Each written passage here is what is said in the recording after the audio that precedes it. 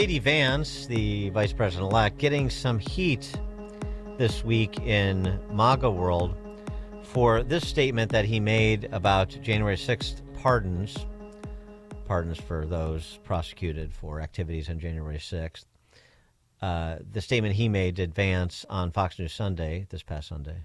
January 6th pardons, President Trump says there's a process. Where is the line drawn on who will and wouldn't be considered for a pardon? I think it's very simple. Look, if you protested peacefully on January the 6th and you've had Merrick Garland's Department of Justice treat you like a gang member, you should be pardoned. If you committed violence on that day, obviously you shouldn't be pardoned. And there's a little bit of a gray area there, but we're very much committed to seeing the equal administration of law. And there are a lot of people, we think, in the wake of January the 6th who were prosecuted unfairly. We need to rectify that. And, I mean, to me, that seems like a relatively uncontroversial statement, but not to everybody. For example, the Hodge twins, which are two guys that are very popular on social media, YouTube. Video gets released of cops shooting innocent J6 protesters, and J.D. Vance goes on Fox News and tells the world that only nonviolent protesters should get pardoned. Better rethink what you just said, J.D. Ooh. And others chimed in, too, in the direction of the Hodge twins. Vance responding. First of all, I donated to the January 6th Political Prisoner Fund and got roasted for doing so during my Senate race. I've been defending these guys for years. Second, there were federal informants in the crowd. Do they get a pardon? I don't think so. The president saying he'll look at each case, and me saying the same, is not some walkback. I assure you we care about people unjustly locked up. Yes, that includes people provoked, and it includes people who got a garbage trial. So I don't think there's any walkback. In point of fact, I think the only question is about so-called blanket pardons after the big guy essentially gave one to his son. And this was brought up at Pam Bondi's confirmation hearing yesterday by none other than Adam Schiff, a disgraced officer of the court, or at least a disgraced officer in the minds of anybody who cares about the rule of law. This was that exchange. Will it be your advice to the president? No, Mr. President, I need to go over them on a case-by-case basis. Do not issue blanket pardons. Will that be your advice to the president? Senator, I have not looked at any of those files. If confirmed, I will look at the files and for the will you be able to pardons, as well will you as the be able to ongoing review investigation. hundreds of cases on day one? I will look at every file I am asked to look at. Of course you won't. So will you advise the president? Can I answer the question? Well, my question I is, would have plenty of staff. You said, of course you want. You'll be able to review Listen, hundreds I'm of not going to cases on the first mislead day? this body nor you.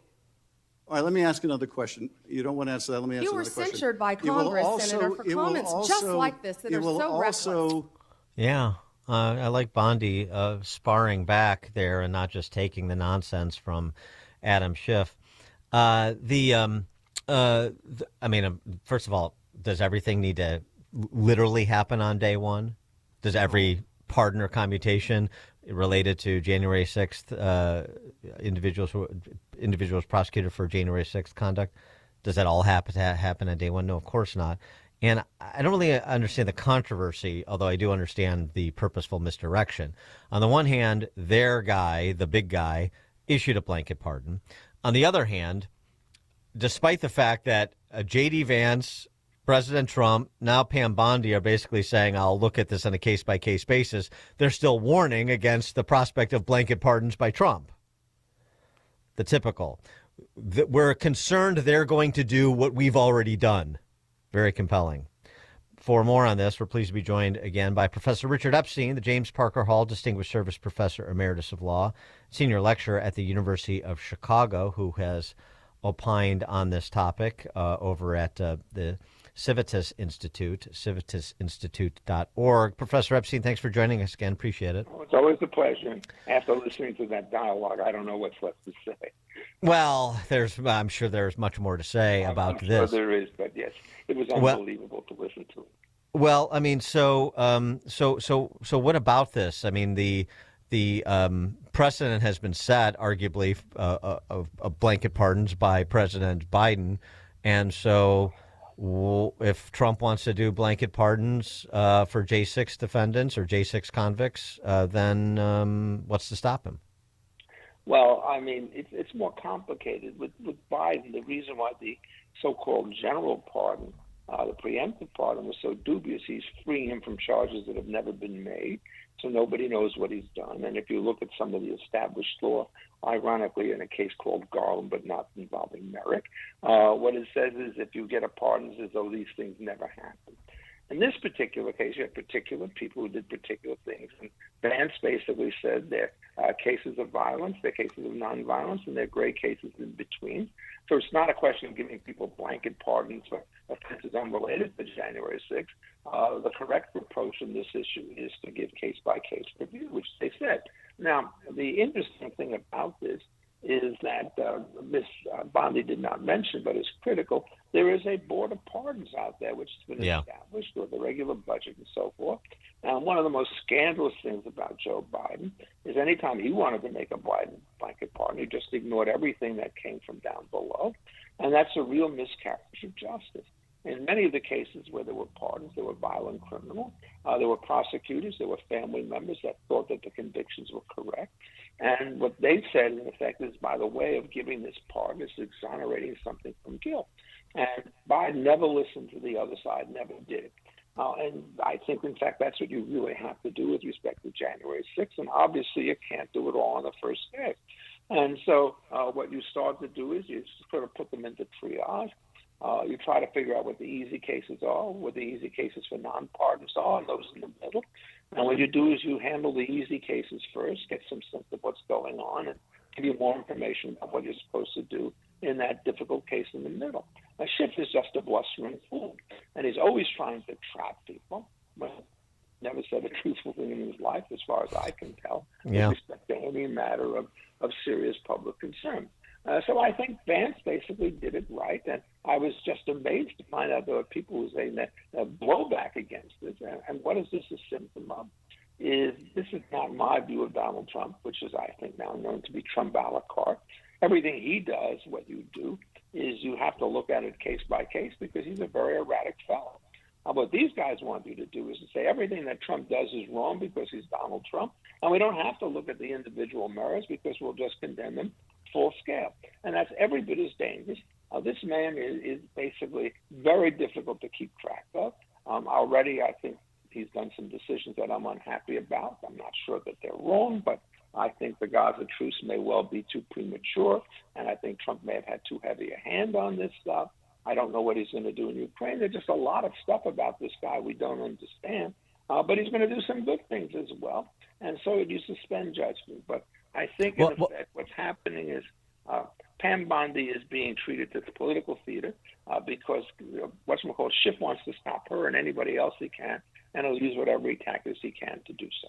Well, I think the also to the pushback on Vance coming from Trump Vance supporters, is the justice system is rigged against us, and you have to send a strong message that the days of lawfare are over. There has to be essentially some retribution in order to ensure that these same practitioners of lawfare don't do to the next guy what they did to Trump and others and J6 protesters and so forth the next time they're in power. I think that's where this really comes from. It's just the complete mistrust and anger in terms of how the justice system has operated under this administration. Which I fully agree with. The problem is two wrongs don't make a right, and you don't want to make the point by showing, in effect, that you too could play as dirty as the other guy. What you want to do is to say, we're not going to do it. One of the issues that Trump is going to have to face is when Biden was president, he lawlessly fired, and I was the lawyer in the case, every single member of every advisory board, including all of those to the military academy. And it says, if you resign by 5, we're going to basically say, well, I'm firing you at 6. Well, one of the people who was fired said Trump should do the same thing to the Biden appointees because the Supreme Court did not say they couldn't do it, and the Circuit Court refused to decide it on the merits, and the District Court said it was okay. That's exactly the wrong thing to do. The way you get even with Biden is to do it right and to show that he was completely lawless on things by not imitating his behavior. And so it's absolutely critical when Trump comes in that the way in which he shows that lawfare is not taken is not to do it against his opponents. And I think he's capable of doing that. I mean, the Martian case was a perfect illustration. It was really, I thought, a kind of a sordid incident and so forth. Martian tips his hand before he issues a sentence, saying, I'm not putting him in jail. The Supreme Court looks at it and by 5-4 says, well, it's no inconvenience to be called a pardon, to be called a convicted felon. Get on with your work and bring an appeal. I regard that as absolutely mindless kind of justice. And what they should have said is what you should say in all of these cases. If a guy is president, all the proceedings stop because it's just too dangerous. And the last thing I really want to see is Donald Trump in court now playing against Judge Marshall. The case against what he did is overwhelmingly powerful as far as I'm concerned. But I think if you bring this into the issues, it's going to take 2 or 3 years to resolve. And I do not want the president being converted for this kind of stuff. He's so combative. He's already announced that he's going to fight it. I'm not sure that it's prudent. We know that he's a man of valor, as it were, but valor is oftentimes not as good as discretion when it comes to letting it go. But I think he's right to be furious about the fact that this funny deep blue pattern is sitting in Manhattan, where 85% of the people against him have the power to condemn him as a felon for the rest of the world for all time, apparently. And so, I mean, that's the kind of warfare you don't want to see. The question about Biden is actually very interesting. Much of what he did that was corrupt, and it was corrupt, took place when he was out of office, when Trump was in office. That's not protected by anything. Does one want to prosecute him or not? I would rather not prosecute him, in part because I think he's near senile, but in part because I don't want the wars to continue. And I don't think there's any enough payoff in this to get the cycle of retribution going again. So you don't think there should be any consequences for Alvin Bragg, Letitia James, Fonnie Willis? Oh, no, those guys, I mean, yeah, they should be voted out of office, I think. And I even believe in my own case that they've been sufficiently egregious in the way that they behave, that having an examination of review by some kind of independent committee as to whether they committed misconduct in office does not strike me. Remember, they have absolute immunity from tort liability. They do not have absolute immunity from oversight and review. And so, when Bragg is bringing this makeshift case, putting things together, you don't even know what the felony was that these 34 offenses, so-called separate offenses, were. Martian was a terrible judge on this. And what she said is, what happened is Trump swindled these banks out of $365 million. They don't want it back because they didn't think they were swindled, so I'll take it. This is just not the way a legal system ought to work. And they both should be heavily censured and voted out of office. And if they're reviewed by an administrative body, good luck. The problem is it's in deep blue New York where everybody is in the same hand and reading out of the same thing. I wanted to go back to Merchant and the decision, the Supreme Court, that 5-4 decision you made reference to. They did choosing not to intervene. I mean, and it's the statement that you made about it's not too onerous. He's got an appeals process for this, so it's not too onerous to just go through that appeals process. The impact of not intervening to prevent that sentencing. What do you think? I think it's going to be disastrous. Look, my view is that we're in for a rocky ride with Donald Trump, even when he does the right thing, and a rockier ride when he does the wrong thing. The last thing we need to do is to have him constantly worrying about his own particular position because he's justly offended about the way in which he was basically dragged in a court, not of his own choosing, to be sure, but which stacked against him from the day this thing opened up. The Supreme Court sort of acted as though this is just another case. I mean, this is crazy. As you know, when I wrote my little column on the Kiewit test side, I actually referred to the case of Clinton against Jones, which is the Paula Jones case alleging sexual indiscretions in some kind of hotel in 1991 or whatever. And I was actually speaking for the Law Women's Board at the University of Chicago that night when Justice Stevens handed down his decision saying that discovery can go forward. And I said to myself, I don't know whether or not Justice Stevens has ever been prepared for discovery. I have, and I can tell you it is fraught with dangers from start to finish. As my lawyer, Gary Eldon, told me, I tell everybody now, free legal advice. When you start speaking, look at the fingers of the court reporter, because you're not speaking, you're writing. And if you want to change that membership, you can certainly change it, but they're free to point in the original version. So discovery is a death trap. You have to get out of it 100%, because if you win only 99%, the 1% is what's going to sink you in a trial. So you never, ever, ever want to have discovery of a man who's a sitting president of the United States. What you do is you waive the statute of limitations, you keep all the documents under control and so forth, and then when he's out of office, you could then continue the case in an appropriate fashion. Well, you know what happened. He committed a fib because he was embarrassed, and then you get an impeachment proceeding coming out of all of this.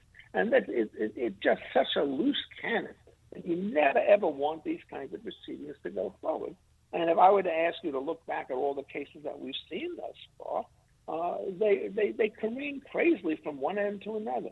Does it matter where you are? Well, the Chief Justice once said there are no blue judges and no red judges. But I don't think he meant Eileen Cannon on the one hand and Tanya Chutkin on the other, because blue and red, if you actually look at the way the cases have come down, they're completely opposite. This is an issue which is so political. Judges are not immune from political sentiment. And what the Chief Justice is trying to do is to keep his head above water. But he should have thought of this exactly the same way he thought of presidential immunity. Anything which in effect impairs the operation of office, something that should not be allowed. And in effect, it's not just a question of separation of powers. That is what the president can do and what the Congress can do and so forth. It's also a question of whether or not the president can do his job when he's prosecuted for some independent offense. The correct attitude in any event is you're talking out of both sides of your mouth when you say, oh, this is just a private case. And on the other hand, it's a private case designed to suborn an election. Well, if that's what it is, as my friend John Yoo has said, think of this as something that belongs before the federal election authorities rather than something that belongs in state court. I can't stress enough that where you try a case is in many cases as important or more important as to what the merits of the particular case is. And in fact, every lawyer who's any good at anything always asks the following question: do I want to bring the case in this court or that court? And then if the case is brought in this court, the lawyer on the other side says, can I remove it to another court or can I postpone it? So the procedural wrangling, if you're a serious lawyer, 50% of what you do in the merits of the other 50%. And I think the Supreme Court showed no institutional awareness. And to do this on a 5-4 vote on a 2-sentence opinion, it strikes me as just frankly as irresponsible. And so I was deeply disappointed. The Supreme Court did the right thing when it said that Colorado could keep Trump off the ballot. I generally think they did the right thing when they said that presidential immunity goes much further than most people normally wanted to do. And then to see them back off on this particular point is to me a genuine disappointment and a puzzle. I expect the liberal judges to vote against Trump. Roberts and Coney Barrett, I think, are rather different cases, and I'm rather sorry that they did what they did, and I think they should be criticized fairly harshly for making what is, I think, a momentously incorrect judgment. Guilt and innocence of a petty offense is not what the presidency is about. It's negotiating peace in Ukraine and peace in Gaza and everywhere else. And the last thing we want is the president to go to some diplomatic meeting and some opponent of the United States says, we do not have to talk to a convicted felon whose integrity has already been impeached by the courts of his own country. I don't want sentence to be there. Professor, if they postpone the hearing, they can't do it. Professor Richard Epstein, James Parker Hall, Distinguished Service Professor Emeritus of Law and Senior Lecturer at the University of Chicago. Professor, thanks as always for joining us. Appreciate it. Oh, it's my pleasure. And good luck on the rest of the show. Thank you. Yeah, thank you so much. And he joined us on our turnkey.pro answer line. This is the morning show more Chicago radio listeners are choosing. This is Chicago's Morning Answer on AM 560. The Answer.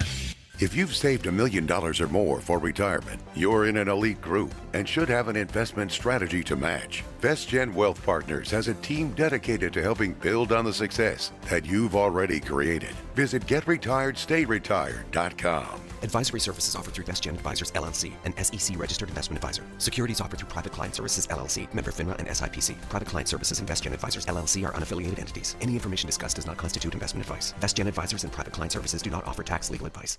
Family life is a crazy adventure filled with love and laughter, but it can also be demanding with work schedules, after-school activities, and trying to remember where you put your keys. It leaves you wondering, where does the time go? With so much going on, it can be easy to lose sight of your family's well-being. Balance of Nature fruits and veggie supplements offer an easy way to get a wide variety of whole food ingredients for your whole family. Don't let a busy schedule get in the way of your family's well-being. Start your journey with Balance of Nature supplements today. Call 1-800-246-8751 or go to balanceofnature.com and sign up as a new preferred customer to get 30